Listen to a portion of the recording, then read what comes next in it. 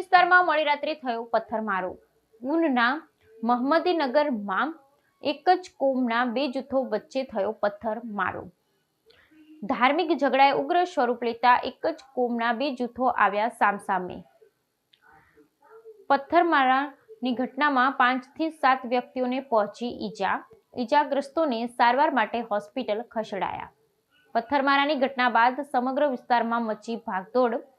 ઘટનાની જાણ થતાં પોલીસ અને ઉચ્ચ અધિકારીઓનો કાફલો ઘટના સ્થળે દોડી આવ્યો। पुलिस घटना स्थले पहुंची स्थिति काबू में ली।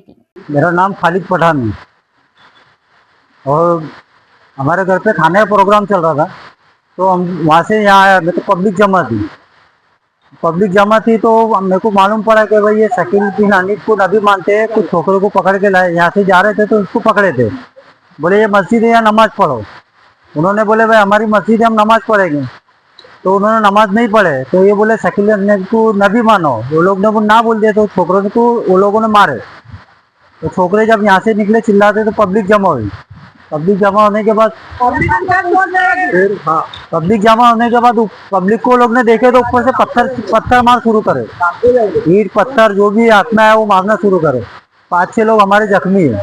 कितने लोग थे वो लोग? और वो 25-26 कुछ ऐसे लोग थे, 25-30 ऐसे। ये हमारे नबी को नबी नहीं मानते। ये शकील बिन नबी जो है ना, उनको नबी मानते। ये बोलते ये नबी, इनको नबी मत बोलो।